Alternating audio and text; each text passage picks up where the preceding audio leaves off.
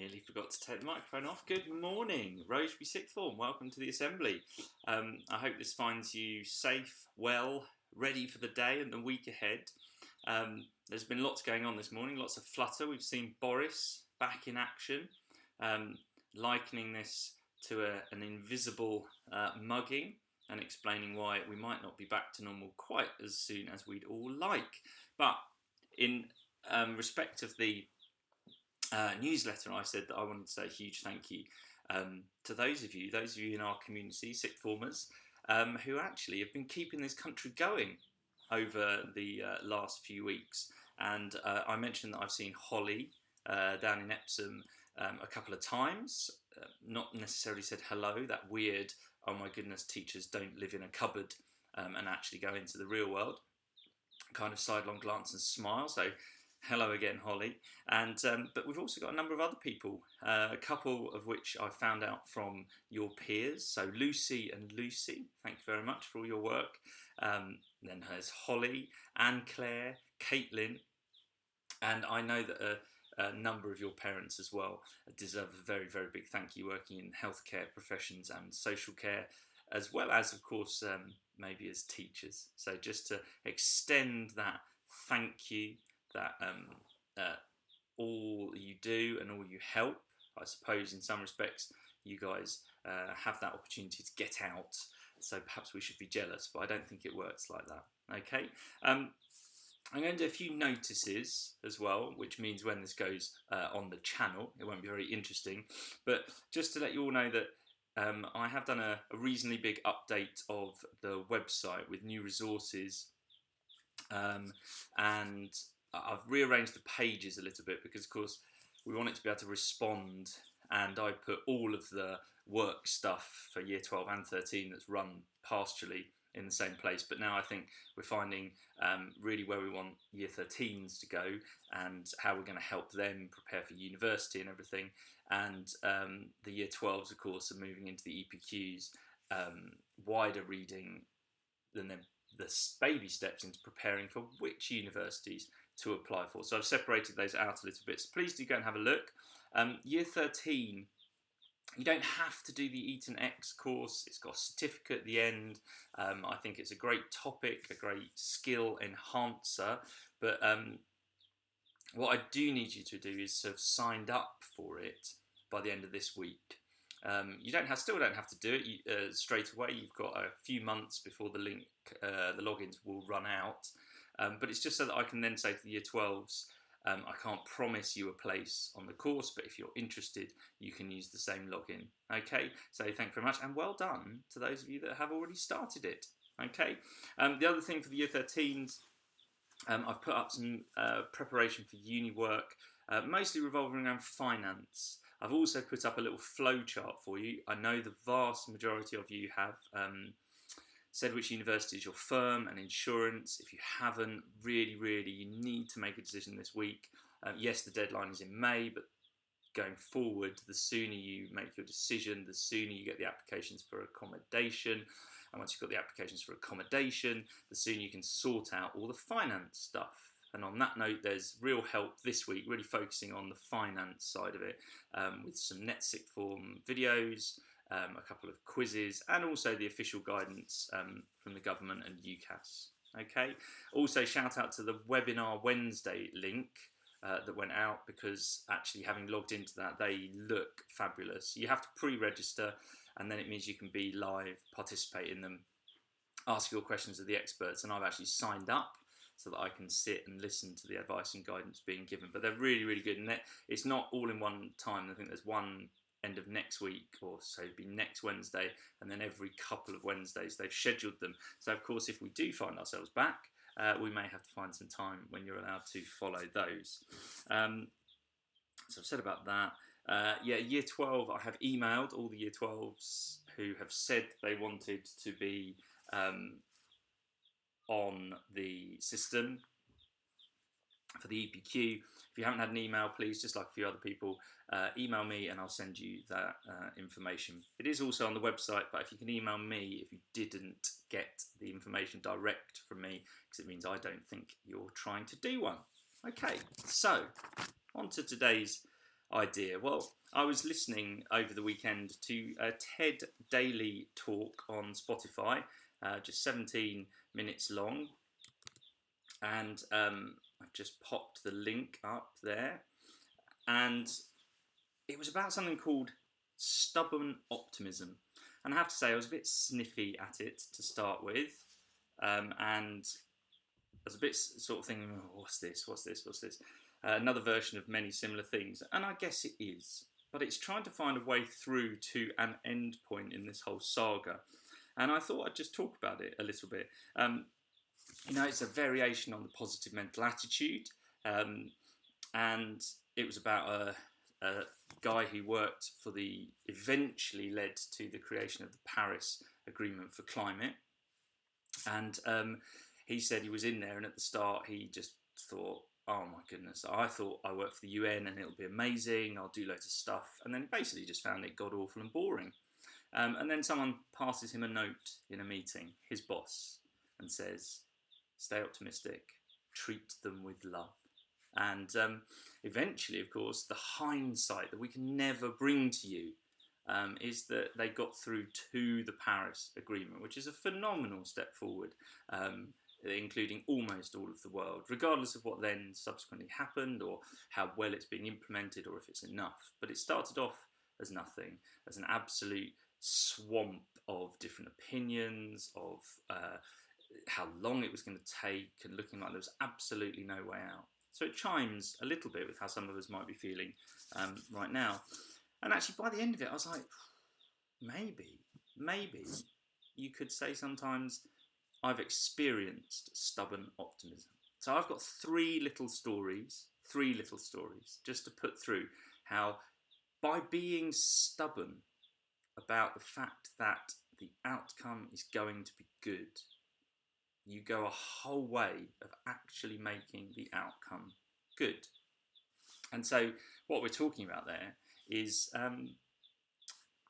having a positive attitude in the face of great adversity, of great time of great unsettledness. That's not a word. Never mind. So the first one I want to say is at the height of my youthful powers, when I was sort of 26, an ongoing genetic disorder that we kind of always knew was going to require surgery. The doctors always said, oh yeah, there'll be an operation, it'll be fine.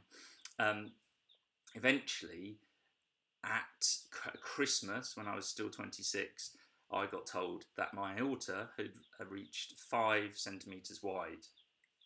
That's pretty wide. It's a pretty wide pipe.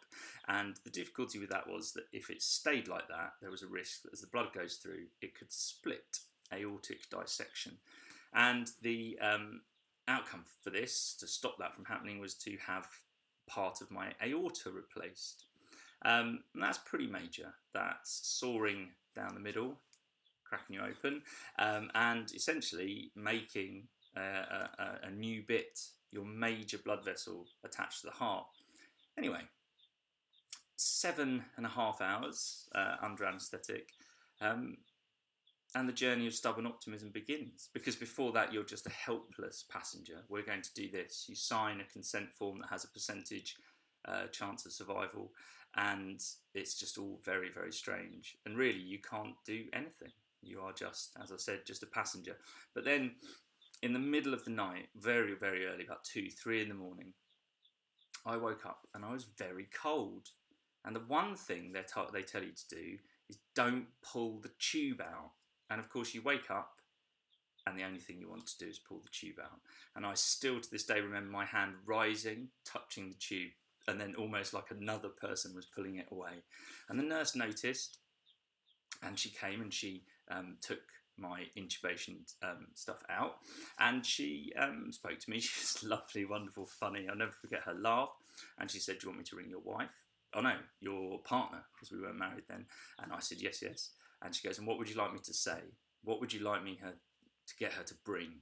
And I remember I said, could you get me a cup of tea, and can you get her to bring me Ribena and Jelly Babies? Because if you've got a cup of tea and you know Ribena and Jelly Babies are coming, everything's going to be fine. But that journey has a real low ebb. And I was 27. Before that, I was playing football. I was not well, none of this well. I was doing all sorts of different things. And suddenly I couldn't do any of them. I couldn't walk from my bed to the toilet. And lots of people came to visit. And in some respects, I started to think they needed me more than I needed them. They needed to show that they were doing something. And I got into this routine of being really positive and saying, oh, it'll take time. I'll do this, and this. But it'll be okay. Don't worry. You don't need to worry. And I hope in some ways they stopped worrying, the glorious brave that came and visited me. But actually, just by saying, no, don't worry. I'm going to do this, then I'm going to do this, then I'm going to try this. I did it. And I started walking. I walked myself, most importantly, first of all, to the bathroom. And then I started walking around the ward. And then in actual fact, within 7 days, I was home.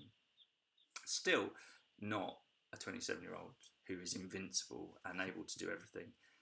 But I took that stubbornness that it was going to be okay. Right to the point, I think, where I walked back into the summer staff quiz and the staff stood and clapped. And then you go to yourself, I knew it was going to be okay. But my goodness, it's gentle and it's slow. And it's not just about being, oh yeah, everything's going to be okay. It's about that grit and that stubbornness. Yes, it is going to be okay. The stubbornness, I think, is saying it like you mean it. And then another health story, because they all are, but where I wasn't in charge of it, if you like. But the stubbornness, and many of you may have been in this position with elderly relatives. My mum had a stroke, and she went from being a wondrously active, just recently done the marathon, a gloriously interfering mother, to someone that couldn't do anything, couldn't walk, couldn't speak, and it sort of broke the family a lot. But my dad, with his stubbornness, but perhaps a little bit less of the optimism, would go and visit all the time and talk and sit and be there. And then after I'd settled Annabelle, who'd just been born, back at home, I'd pop and visit Mum in West Park, and we'd talk about what she had to do and how she was going to do it. And between us, we rekindled that mother-son relationship. And I provided the optimism, and she provided the stubbornness. And now she speaks. She can't walk as much at all. Life is harder. But in this lockdown, she has been listening to my daughter read. And reading is something that Mum had found very difficult. She still does. The brain is a strange thing. She's very tired after reading just short bits. And usually she just gives up. But that stubborn optimism carries on forever. And now, she's the one that always wants to read first. So, there's two stories. One that's all about how you yourself can push yourself forward and be optimistic and complete work and see that down the line there is going to be a wonderful future for yourselves. And then there's that one where it's a team effort a little bit. And each of you bring different things. And then my last story is about how sometimes you have to be optimistic yourself, but say, I can't do this alone. And for that, I need a little prop. So I'm going to disappear for a moment. See you in a second.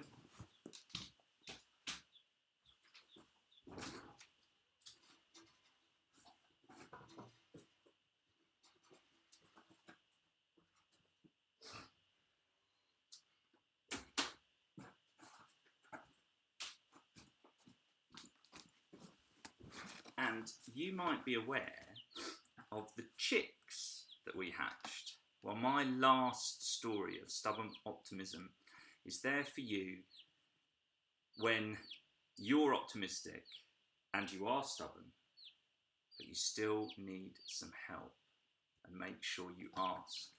So this noisy young lady pecked out of her shell, pipped her shell, and sat there making those noises for 24 hours. And in theory, if we were a chicken farmer, you mustn't or you should never help the chicks out the egg. And we might find down the line that there are issues with it.